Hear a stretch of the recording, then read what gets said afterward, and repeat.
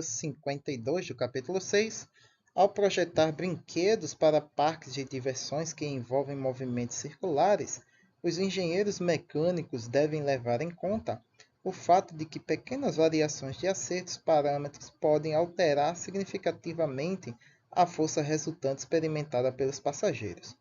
Considere um passageiro de massa m que descreve uma trajetória circular de raio r com velocidade v. Determine a variação df do módulo da força resultante para uma variação de raio r da trajetória sem que v varie. Na letra B, uma variação dv da velocidade sem que r varie. E na letra C, uma variação dr do período sem que r varie.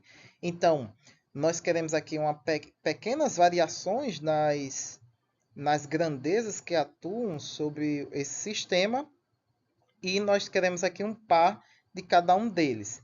Né? Então, nós temos aqui uma pequena variação na força.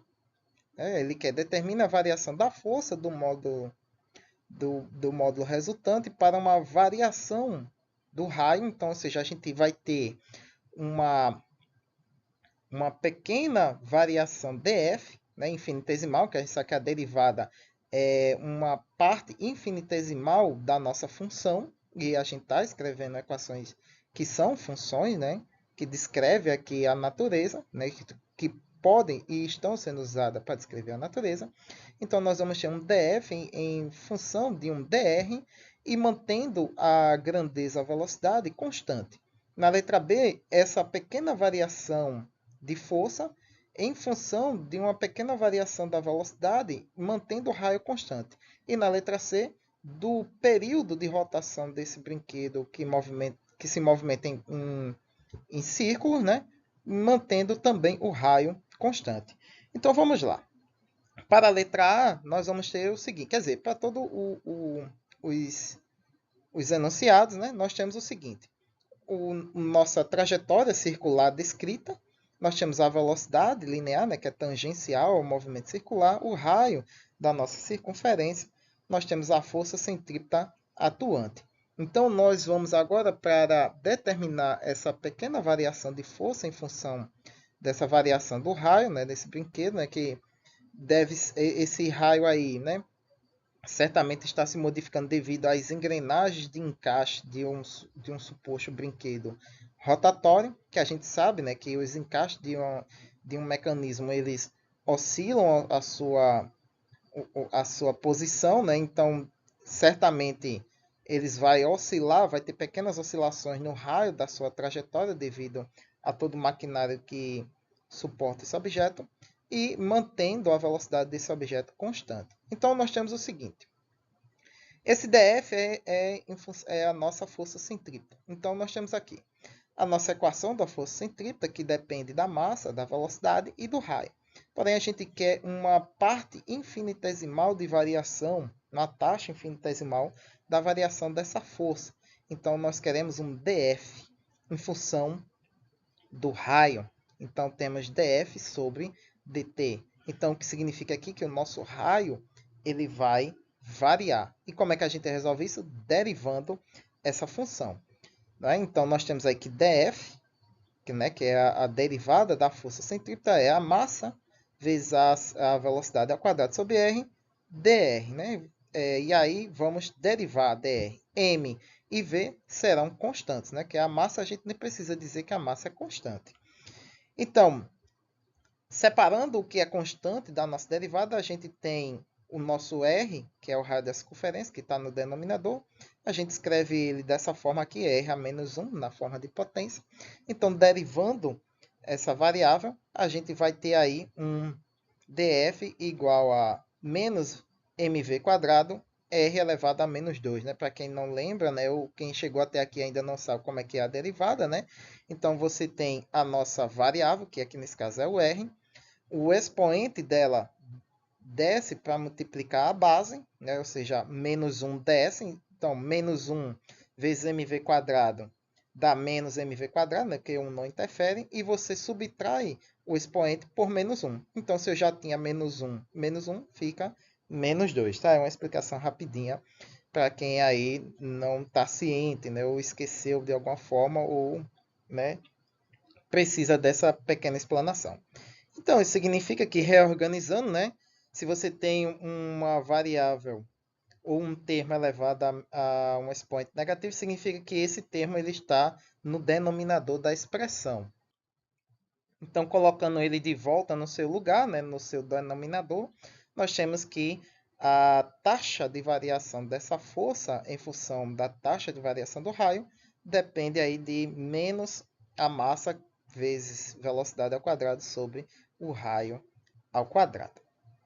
Na letra B, a gente vai fazer isso agora em relação à velocidade linear do objeto em rotação. Então, nós temos a nossa quer dizer, a nossa força centrípeta, né, que é expressa. Ah, tá. E esse menos significa o quê? Que essa taxa ela diminui, tá? Então, essa força diminui. Então, nós temos o seguinte, né? Dessa vez agora, vamos derivar em função da velocidade. Então, nós temos o seguinte. A nossa expressão fica df dv igual ao nosso termo aqui, que vale a nossa força centrípeta, mv² sobre r. Então, isolando o nosso df, né, vamos derivar o nosso v². Separei aqui, né, deixei ele dentro do parênteses e coloquei para fora as constantes, né, o que o enunciado nos manda levar em consideração como constante. Ele não especifica a massa, mas a gente sabe que geralmente a massa ela é constante. Então fica m sobre r e vamos derivar v². Derivando v², a gente sabe que vai dar 2v, né? 2v vezes m sobre r vai dar 2mv sobre r, né? E aí está a nossa derivada. Então, a nossa função de f, né, uma força infinitesimal, variando aí com 2 vezes a massa vezes v sobre r, né, em função da nossa velocidade. Na letra C, ele pede agora em função do período de rotação desse objeto. Então, pegando de novo a nossa expressão, né, da força centrípeta, massa vezes velocidade ao quadrado sobre r. Aí, para que o termo do período apareça, a gente tem que substituir a velocidade pelo seu valor de velocidade angular. Então, nós temos o seguinte. A derivada da força em função do período vai ser aí a massa que multiplica, no lugar de v, a gente coloca, né, o seu valor para uma velocidade circular, linear, né, não angular, porque senão estaria ali ômega, né? Então nós temos 2πr, que é a circunferência que é descrita, né, para um movimento circular, sobre o período. Tudo isso elevado ao quadrado sobre r. Então vamos aqui reorganizar nossa equação. Nós temos ali 2πr elevado ao quadrado, vai ficar 4π² r², e o período também está ao quadrado, então temos fração sobre fração, né? Então fica ali 4 que multiplica mπ² r² sobre rt². E nós temos r² em cima e r embaixo, r no numerador quadrado e r no denominador. Podemos eliminar um dos r's. E aí a nossa expressão fica com essa cara aqui, fazendo a mesma coisa que eu fiz para o nosso r na letra A, só que agora com o t, né? Expressar ele no numerador, e então sua potência fica negativa, para nos indicar que esse termo aí é um termo que está no denominador, né? No quociente, na divisão. Então, tudo que está fora desse parênteses aí, né, o 4mπ² é constante. A gente já sabe mesmo que π é uma constante, a massa é uma constante, 4 é o mesmo valor, então, portanto, é uma constante. E na letra C ele pede para que r seja considerado como constante. Então, sai todo mundo. Derivando em função do período, né, então, o nosso t elevado a menos 2. Aí eu não preciso explicar de novo, né? A gente já sabe que a derivada dele vai dar, né, menos 2t elevado a menos 3. E como você tem uma potência elevada a menos 3, significa que ela está no denominador. Então, vamos reescrever nosso termo aqui e vai ficar dessa forma aqui. Menos 2 multiplica 4, vai ficar menos 8. Então, nossa expressão fica toda negativa. 8mπ² sobre t ao cubo, né? Então, a derivada da força centrípeta, né, em termos do período, vai ser expressa por essa equação aqui.